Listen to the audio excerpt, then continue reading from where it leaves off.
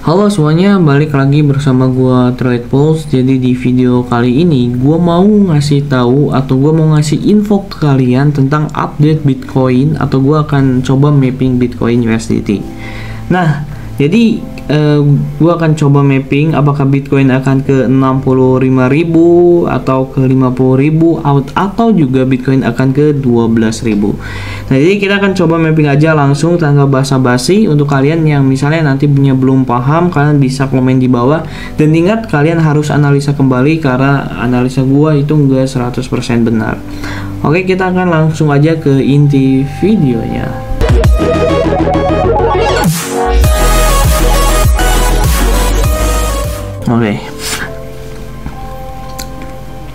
Oke gengs, jadi di layar ini kalian bisa lihat ini adalah chart Bitcoin USDT di time frame weekly time frame-nya. Dan di sini gua akan jelasin ke kalian dari segi technical analisa. Jadi technical analisa yang gua pakai itu supply dan demand, dan juga beberapa technical analisa basic yang akan gua gabungin ke sini.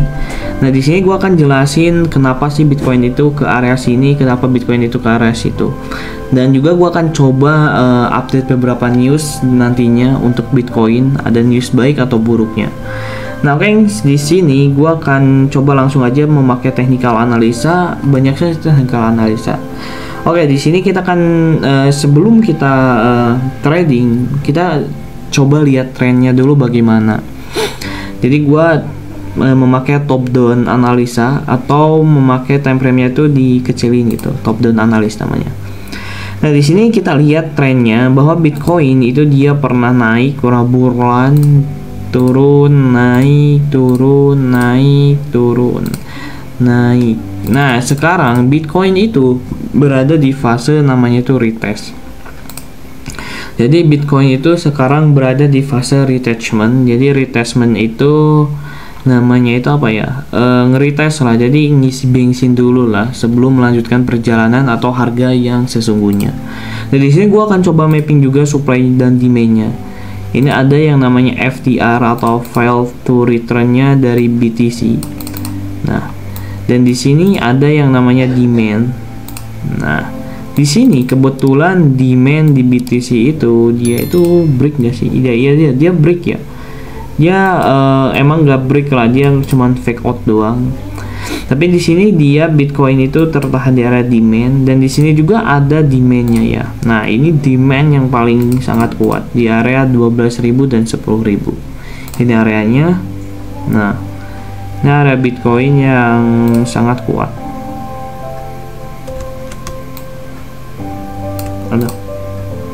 Nah, ini area-area Bitcoin yang sangat kuat. Bentar guys. Nah, 12.000 dan 10.000. Nah, dan kita akan coba lihat dari trend line-nya. Di sini trend line-nya dia itu tertahan di area trend line-nya. Bitcoin itu sekarang lagi tertahan di area trend line-nya. Nah, ini area trend line. Dan di sini kita lihat ada beberapa area resisten yang jadi support, jadi resisten become support. Kalau misalnya Bitcoin retest bisa ke area sini dulu sih. Nah, untuk retest Bitcoin bisa ke area 31 dan juga ke area ini ada demand sebenarnya 38. Nah, jadi kesimpulan dari TF Weekly bahwa Bitcoin dia itu sedang berada di downtrendnya dan sekarang lagi fasenya retest. Beda lagi kalau misalnya di TF Daily. Di TF Daily kita masuk ke TF Daily bahwa Bitcoin itu sedang uptrend ya. Weekly-nya downtrend dan daily-nya uptrend. Nah, di sini harga Bitcoin sekarang itu masih di area supply ya. Apakah supply-nya jebol atau malah supply-nya respect gitu. Dan yang kemarin Bitcoin itu naik. Nah, ini nge-break ya, nge-boss. Sebenarnya menurut gue ini bukan boss ya, ini break maksudnya itu, tapi ini lebih ke fake out-nya gak sih? Soalnya di sini ada yang namanya supply juga. Kalau kita decision point atau memperkecilkan area, ini ada supply atau order block-nya juga. Nah, ini ada supply-nya juga di Bitcoin. Di supply ini dia berada ya berada di supply, dia respect lah supply-nya, dan ini itu bisa menjadi namanya itu fake out. Jadi fake out itu liquidity lah, jadi harga datang itu fake out.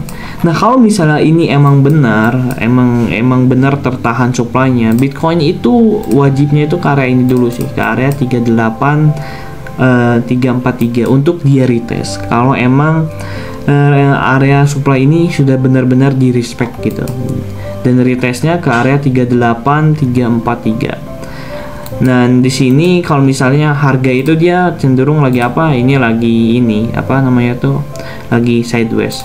Oh ya, kalau misal kalian belajar AMD, accumulation, manipulation and distribution, itu Bitcoin tuh sama seperti ini.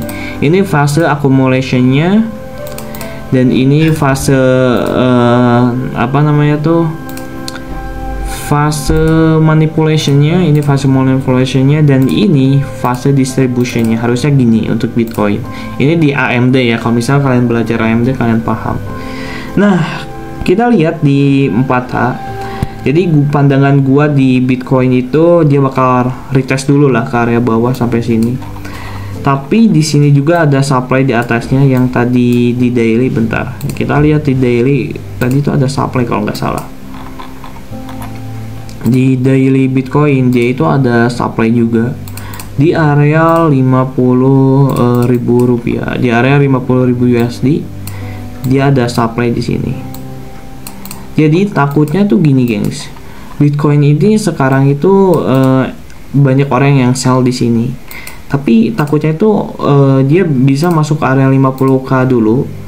Pas ke area 50k, orang-orang itu pada ngebuy karena area supply ini kuat gitu, tembus.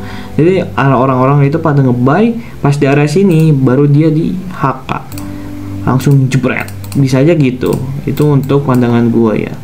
Tapi kalau misalnya gua pribadi, gua akan ngambil coba di area supply ini untuk Bitcoin. Kita akan coba short time untuk Bitcoin, dan kita akan masuk ke area 4H-nya. Di area 4H juga di sini tuh sebenarnya tertahan support sih. Tertahan supportnya ini sebenarnya support guys. Tapi di sini dia retest ya, Bitcoin retest ke area supply. Nah, Bitcoin sudah retest ya guys. Di sini juga supply-nya respect. Jadi kemungkinan besar Bitcoin akan masuk ke area supply lagi untuk kedua kalinya baru jatuh. Nah, karena supply-nya cuman ngekecil wick doang sih. Ini area decision point yang ada di sini belum kena guys. Nah, jadi bisa aja Bitcoin masuk dulu ke area sini baru down. Kita akan coba lihat di satuannya. Nah, kita lihat di satuannya. Oh, ini udah masuk langsung down sini. Di satuannya tadi udah masuk ke area supply ini sebenarnya. Ke area supply masuk jebret. Ini 6% turun anjir. Dan sekarang Bitcoin lagi di area supply-nya ya. Ini supply. Dia respect juga di area supply. Dia respect ya ini. Ini harusnya turun sih, gengs. Ini harusnya turun serius. Ini harusnya turun. Tapi wait and see dulu ya. Kalau untuk sekarang gua nggak saranin kalian main future dulu untuk crypto, karena marketnya itu belum tentu jelas, masih ragu lah. Mending kalian buy spot aja gitu, atau cari koin-koin yang eksotik, altcoin untuk kalian tradingin gitu di situ. Soalnya kalau future itu menurut gua sekarang tuh nanti aja lah, nanti dulu kita lihat Bitcoin benar-benar mau kemana. Soalnya sekarang lagi berada di fase namanya sideways. Tapi kalau misalnya di daily tadi ada yang namanya AMD, accumulation, manipulation and distribution. Jadi sekarang kalau misalnya pandangan gua pribadi, Bitcoin dia akan turun langsung di satuannya. Gua nggak akan ngecilin time frame lagi, soalnya ini udah nggak bisa dibaca gitu, udah nggak kebaca. Gua akan segini aja lah. Nah kalau misalnya gua entry position short, gua akan coba di entry di area sini, atau gua akan coba entry-nya di area sini. Nah, jadi ada dua entry gitu. Jadi terserah kalian. Ini gue bukan ajakan kalian untuk short atau ini.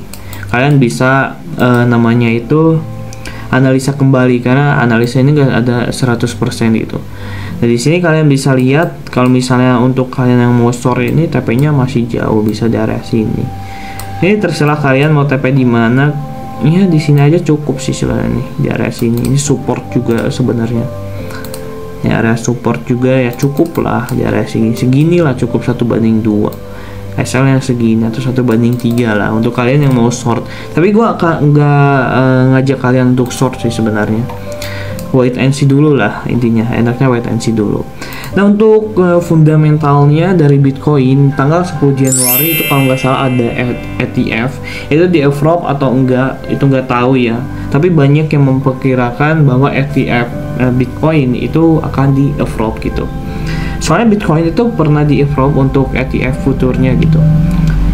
Dan sekarang ya newsnya gitu doang sih, sama bentar lagi halving, 97 hari lagi kalau nggak salah halving itu Bitcoin. Nah ini informasi untuk teman-teman sekalian, ketika Bitcoin mau halving itu pasti ada koreksi yang dalam banget untuk Bitcoin.